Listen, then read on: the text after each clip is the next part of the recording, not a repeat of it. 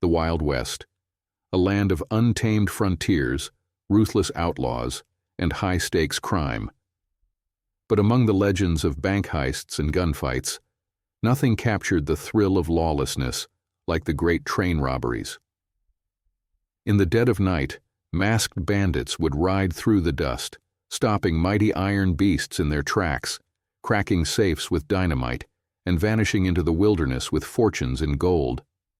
Some escaped, others met a bloody end, but all left their mark on history. From Jesse James to Butch Cassidy, from Nebraska to Texas. These are the 5 most legendary train robberies that shook the Wild West to its core. Saddle up, because this ride is just getting started. The Great Northfield Minnesota Raid, 1876. The Great Northfield Minnesota Raid of 1876 was one of the most infamous train-related heists in Wild West history, though it ultimately ended in disaster for the notorious James Younger gang. Led by Jesse James and his older brother Frank, along with Cole, Jim, and Bob Younger, and several other seasoned outlaws, the gang had built a formidable reputation for robbing banks, stagecoaches, and trains across the Midwest. By 1876, law enforcement pressure had intensified following years of high-profile heists, forcing the gang to set their sights farther north for their next major score. Their target was the First National Bank of Northfield, Minnesota, a prosperous town with banks flush with cash from grain sales and investments tied to the expansion of railroads. The gang, believing the bank held substantial funds linked to Union Army General and railroad magnate Adelbert Ames, planned a meticulously timed robbery to secure what they assumed would be an enormous payday. On September 7, 1876, the James Younger gang rode into Northfield in broad daylight. The gang split into 2 groups. 3 men entered the bank while the rest remained outside to keep watch and prevent interference. The plan quickly unraveled when the bank employees, realizing they were being robbed, refused to comply with the outlaws' demands. The cashier, Joseph Lee Haywood, courageously refused to open the vault, claiming that it was on a time lock and could not be accessed. Frustrated, the robbers brutally assaulted Haywood, but he continued his defiance. Meanwhile, outside the bank, the gang's presence had drawn suspicion from the townspeople. Northfield citizens, many of whom were Civil War veterans, armed themselves and quickly retaliated against the outlaws. As gunfire erupted in the streets, the gang found themselves in a deadly crossfire. A store clerk, A.R. Manning, along with other armed townsfolk, opened fire on the robbers. One of the outlaws, Bill Chadwell, was shot and killed almost instantly, while another, Clell Miller, fell mortally wounded. Inside the bank, Jesse James, realizing the situation had turned against them, shot Haywood before fleeing. The outlaws, under heavy fire, attempted to escape as bullets flew from storefront windows and rooftops. Bob Younger was struck in the elbow, a wound that would later contribute to his capture. The gang had no choice but to abandon their original plan, leaving behind a small amount of cash and suffering heavy losses. As they fled town, the remaining outlaws attempted to evade pursuit by splitting up and navigating through dense forests and swamps. However, a massive manhunt ensued. Posses from Minnesota and surrounding states mobilized quickly, determined to bring the gang to justice. Over the next several weeks, the Younger brothers were tracked down and cornered near Madelia, Minnesota. A bloody shootout ensued, leaving Jim Younger wounded and Cole Younger suffering multiple gunshot wounds. Seeing no chance of escape, the Younger brothers surrendered. They were soon tried, convicted, and sentenced to life in prison. Bob Younger, suffering from tuberculosis, would later die in prison, while Cole and Jim Younger eventually received parole after serving more than 2 decades behind bars. Jesse and Frank James, on the other hand, managed to escape. They returned to Missouri, where they attempted to lay low for a time. However, Jesse's insatiable desire for fame and fortune led him back into a life of crime, which would ultimately result in his assassination in 1882 at the hands of Robert Ford, a former gang member seeking the reward money. Frank James, after years of evading capture, eventually surrendered and stood trial, but was acquitted. He lived out his remaining years in relative peace. The Great Northfield Minnesota Raid became a defining moment in the history of the Wild West, marking the beginning of the end for the James Younger gang. The event demonstrated the growing resistance of townspeople against outlaws who had once operated with near impunity. Unlike the lawless frontier towns where criminals often had the upper hand, Northfield citizens proved that an organized armed community could successfully repel even the most dangerous of gangs. The failed robbery also underscored the evolving nature of law enforcement in the post-Civil War era, as authorities became increasingly effective in tracking and apprehending outlaws who had previously eluded capture. The legacy of the raid endures to this day, commemorated annually in Northfield during the Defeat of Jesse James Days Festival, which celebrates the town's heroic stand against the notorious outlaws. It serves as a reminder of the shifting tides in the Wild West, where outlaws who once ruled with impunity found themselves outmatched by the courage and resilience of ordinary citizens. The Reno Gang's first moving train robbery, 1866. The Reno Gang, also known as the Reno Brothers, carried out the first recorded moving train robbery in the United States on October 6, 1866. This act not only marked the beginning of a new era in crime, but also established a template for countless train robberies that would follow in the coming decades. The Reno Gang, consisting of brothers Frank, John, Simeon, Sim, and William Reno, along with a rotating cast of criminal associates, operated primarily in Indiana and the Midwest. Their exploits were characterized by a mixture of precision, ruthlessness, and an almost fearless disregard for the law, which made them one of the most feared outlaw groups of their time. The gang had already engaged in various criminal activities before turning their attention to the lucrative opportunities presented by trains. The expansion of the railroad system had led to a dramatic increase in the transportation of cash, gold, and valuables, making trains prime targets. Unlike previous train-related thefts, which typically involved robbing stationary trains at depots or terminals, the Reno Gang devised a bolder approach, boarding a moving train and executing a heist while it was in transit. This strategy would later become a staple of Wild West banditry, inspiring future outlaws such as Jesse James and Butch Cassidy.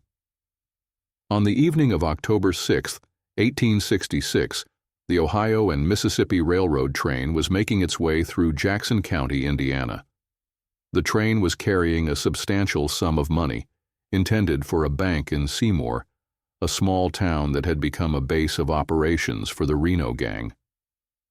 As the train chugged along in the darkness, members of the gang discreetly boarded it, moving swiftly to the express car where the safes containing cash and valuables were stored.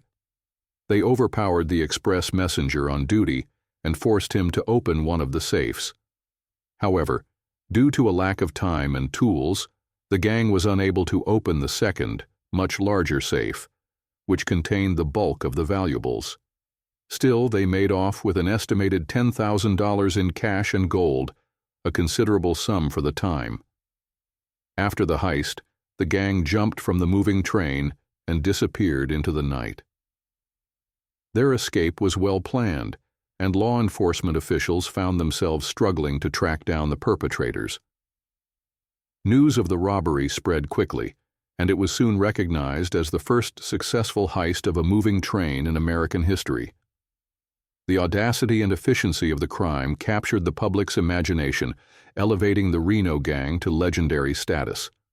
It also had a profound impact on the rail industry, prompting railway companies to enhance security measures and law enforcement to develop new strategies for combating train robberies. Despite the success of the first moving train robbery, the Reno Gang's criminal career would not last long. Emboldened by their initial success, they carried out a series of similar robberies over the next 2 years.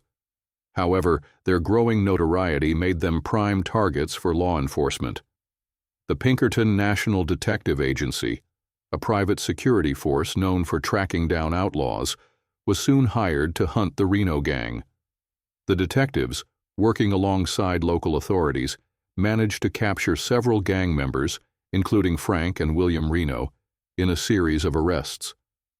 However, it was not law enforcement that ultimately sealed the gang's fate. Furious over the gang's lawlessness and frustrated with the slow pace of the justice system, local vigilantes took matters into their own hands.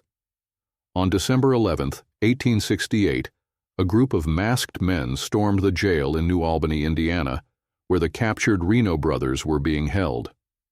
In an act of frontier justice, the vigilantes dragged Frank, William, and Sim Reno from their cells and lynched them.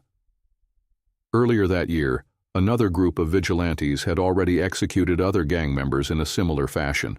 John Reno, who had been arrested separately, was spared from the lynchings, but was sentenced to life in prison. The Reno gang's reign of terror had come to an abrupt and violent end. While their criminal exploits had lasted only a few years, their impact on American crime history was profound. Their train robbery in 1866 set a precedent for future outlaws and played a crucial role in shaping the mythology of the Wild West. The image of masked bandits stopping trains and making daring escapes became a fixture in Western folklore, inspiring books, films, and legends that endure to this day. The legacy of the Reno gang serves as a stark reminder of the lawlessness that once characterized parts of the American frontier. Their story is one of ambition, audacity, and ultimately, the brutal consequences of a life of crime. While they may have pioneered the concept of robbing moving trains, they also demonstrated that law enforcement, whether through official channels or extrajudicial means, would eventually catch up with even the most cunning of criminals. The Wilcox train robbery by Butch Cassidy's Wild Bunch, 1899. The Wilcox train robbery, carried out by Butch Cassidy's infamous Wild Bunch on June 2, 1899, remains one of the most legendary train heists in Wild West history. Known for their daring and strategic robberies, the Wild Bunch was an organized gang of outlaws who operated throughout the American West during the late 19th and early 20th centuries. Led by the charismatic and intelligent Butch Cassidy, with key members like the Sundance Kid, Harvey Logan, Kid Curry, and Ben Kilpatrick, the gang had already built a reputation for their ability to rob banks and trains with precision while skillfully evading capture. The Wilcox robbery, however, was the heist that cemented their legacy as some of the most cunning and fearless bandits of their time. In the early morning hours of June 2, 1899, the Union Pacific Overland Flyer No. 1 was making its way through the rugged Wyoming countryside when it reached a small bridge near Wilcox.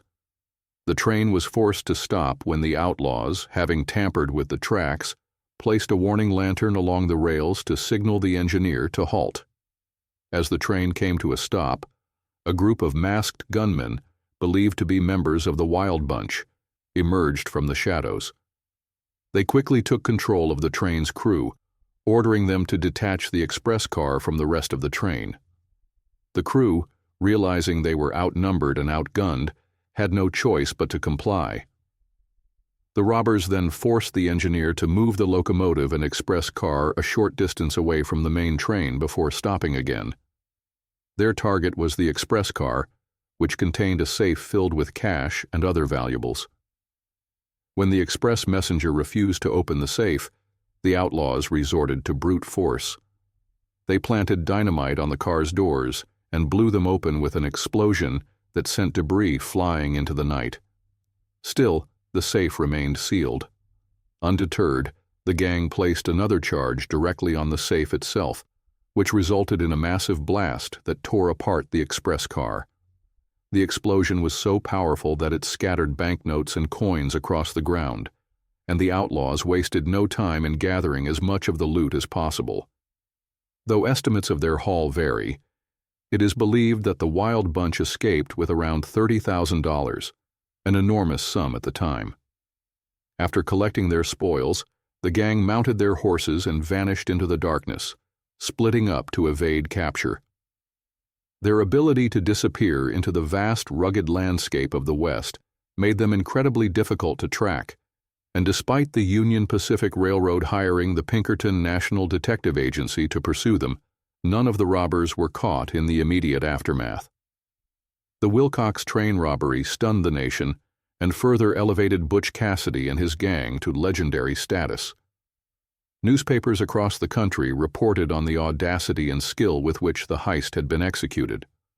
The Wild Bunch's ability to execute large-scale robberies without immediate consequences only added to their mystique, and they became folk heroes to many who viewed them as rebels against the growing power of banks and railroad companies. However, the law was relentless in its pursuit. The Pinkertons, hired specifically to bring down the Wild Bunch, began closing in on the gang. Over the next several years, key members were either captured, killed, or forced into exile. Kid Curry, known for his violent tendencies, was eventually hunted down and killed by law enforcement. Ben Kilpatrick was later arrested and imprisoned, only to be killed during a later robbery attempt. The Sundance Kid and Butch Cassidy, facing increasing pressure from U.S. authorities, eventually fled to South America, where they continued their criminal activities before meeting their fabled end in Bolivia in 1908. The Wilcox train robbery remains one of the most well-known heists of the Old West, frequently depicted in books, films, and folklore. It symbolized not only the last great era of train robberies, but also the beginning of the end for the Wild West outlaws.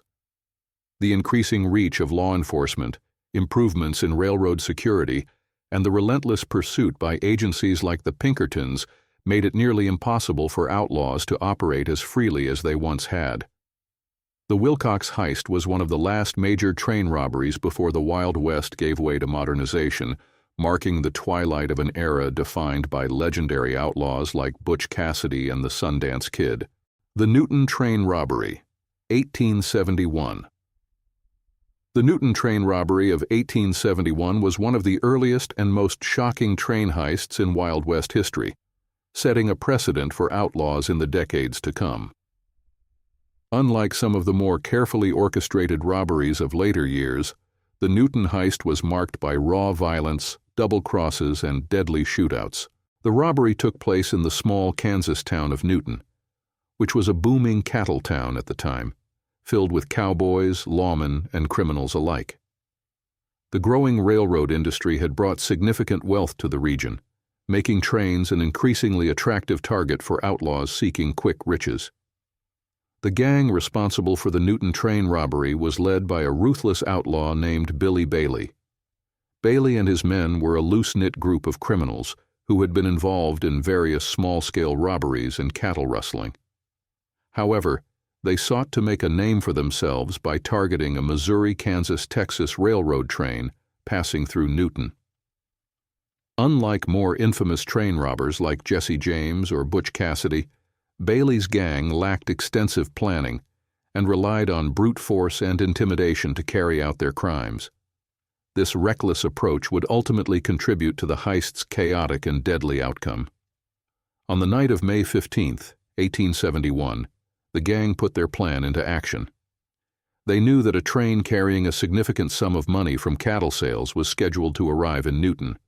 The train was also carrying bank deposits from surrounding towns, making it an even more lucrative target. As the train pulled into the Newton depot, Bailey and his gang struck quickly. They stormed the train, weapons drawn, and forced their way into the express car where the safe was located. The outlaws quickly overpowered the train's crew and demanded that the express messenger open the safe. When the messenger hesitated, Bailey brutally pistol-whipped him, leaving him bleeding on the floor. Unlike later train heists that involved strategic use of explosives, the Newton robbers attempted to force open the safe with hammers and crowbars. The commotion alerted lawmen and townspeople, some of whom were already suspicious of the gang's activities. As the robbers struggled to open the safe, an armed posse rushed to the scene, leading to a fierce and chaotic gunfight. The train station became a battlefield as bullets flew in all directions. Caught off guard, Bailey and his men attempted to flee, but the firefight quickly turned into a massacre. Several members of the gang were shot down in the streets of Newton, their bodies left sprawled across the dusty ground. Billy Bailey himself was wounded, but managed to escape on horseback with 2 surviving members of his gang. However, his injuries proved fatal, and he was later found dead in a remote hideout several miles outside of Newton. The remaining outlaws scattered, with some being captured in the days following the failed heist, while others simply disappeared into the frontier. In the end, the Newton Train Robbery was a complete failure, with most of the gang killed or arrested and none of the stolen money successfully taken. The robbery shocked the town of Newton and the surrounding region. Unlike many later train heists that ended in relatively little bloodshed, the Newton robbery was a violent catastrophe that resulted in multiple deaths. The failed heist also served as a wake-up call for railroad companies and law enforcement. In response to the growing threat of train robberies, security measures were increased, and express messengers were often armed with rifles and revolvers to defend against future attacks. The incident also reinforced the need for local law enforcement to be more prepared for such crimes, leading to the establishment of more organized town militias and police forces. Although the Newton Train Robbery is not as widely remembered as some of the more famous heists carried out by legends like the James Younger Gang or Butch Cassidy's Wild Bunch, it played an important role in shaping the narrative of train robberies in the Old West. It highlighted both the potential rewards and the deadly risks associated with targeting railroads. The Wild West was filled with stories of outlaw glory, but the Newton robbery was a stark reminder that crime often ended in tragedy rather than triumph. The legacy of the Newton Train Robbery remains a cautionary tale about the dangers of greed and lawlessness. While it may not have had the finesse of later heists, it was an early example of the rising tensions between outlaws and the forces of law and order in the rapidly expanding West. The railroad industry continued to grow, and with it came even more daring and calculated robberies, but the brutal failure of the Newton heist was a clear sign that law enforcement and armed resistance from townspeople were becoming stronger forces in the battle against crime. The Union Pacific Big Springs Robbery, 1877. The Union Pacific Big Springs Robbery of 1877 was one of the largest and most successful train heists in the history of the Wild West. It was carried out by a group of outlaws led by Sam Bass, a notorious outlaw whose criminal career would later make him one of the most infamous figures of the frontier. Unlike some train robberies that ended in failure or chaos, this heist was meticulously planned and executed with precision. The robbery took place near Big Springs, Nebraska, and resulted in a staggering haul of gold, currency, and valuables, making it one of the richest train robberies of the era. The sheer scale of the loot and the daring nature of the crime cemented Sam Bass's reputation and drew national attention. Sam Bass had originally been a Texas cowboy, gambler, and stagecoach robber before turning to train robbery. He and his gang, which included Joel Collins, Jim Barry, Tom Nixon, Bill Heffridge, and Jack Davis, had been planning to rob a Union Pacific train for weeks.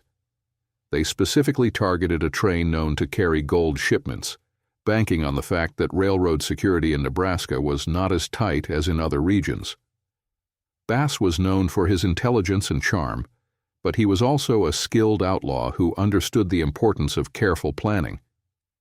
His gang chose a stretch of railroad outside the small town of Big Springs, Nebraska, knowing that the remote location would give them ample time to complete the heist and escape. On the night of September 18, 1877, the gang put their plan into action. As the train approached Big Springs, the outlaws signaled for the train to stop, a common tactic used by train robbers. Once the train came to a halt, Bass and his men quickly took control, overpowering the crew and forcing their way into the express car. The gang's primary target was the Wells Fargo shipment, which contained a large amount of gold meant for transport to the east. The express messenger, realizing he was outgunned, did not resist, allowing the robbers to access the safes. Unlike other robberies where outlaws struggled to break into locked safes, the gang was fortunate. The safes were not properly secured, and the locks were easily forced open. Inside, the gang found an enormous haul, nearly $60,000 in freshly minted gold coins, along with banknotes, cash, and other valuables. To put the haul in perspective, $60,000 in gold in 1877 was an astronomical sum, worth millions in today's money. Most train robberies of the era yielded only a fraction of that amount, making this one of the most lucrative heists in history. The gang did not linger after securing their treasure. They forced the train crew to remain still until they made their escape, then vanished into the Nebraska plains. The entire operation was executed so efficiently that by the time law enforcement was alerted, the outlaws had already disappeared. News of the robbery spread quickly, and it did not take long for the authorities, including the Pinkerton National Detective Agency, to launch a massive manhunt. Despite the gang's initial success, their escape plan was flawed. They had split up, hoping to avoid attention, but carrying large amounts of gold made them easy targets. Within weeks, law enforcement tracked down several members of the gang. Joel Collins and Jim Berry were both killed in shootouts with lawmen after they attempted to exchange some of the stolen gold for cash. The rest of the gang was pursued relentlessly, and one by one, they were either captured or killed. Sam Bass, however, managed to evade capture and return to Texas, where he used his share of the loot to finance a new wave of crimes. He formed a new gang and began robbing banks and stagecoaches across Texas. However, his luck would not last forever. In 1878, after a series of failed heists, he was ambushed by Texas Rangers in Round Rock, Texas, where he was mortally wounded in a gunfight. He died on July 21, 1878, at the age of 27, bringing an end to the brief but eventful career of one of the most famous outlaws of the Wild West. The Big Springs robbery remains one of the most significant train heists in American history, both for its size and for the notoriety it brought to Sam Bass. The robbery also marked a turning point in train security, as railroad companies and law enforcement agencies increased their efforts to prevent similar crimes in the future. The Union Pacific Railroad, in particular, made significant investments in armed guards, reinforced safes, and improved tracking systems to deter would-be outlaws. The legacy of the Big Springs robbery is still remembered today as one of the last great train heists of the Wild West. It stands as a testament to both the daring of outlaws and the relentless pursuit of justice by lawmen who sought to bring an end to the era of train robberies.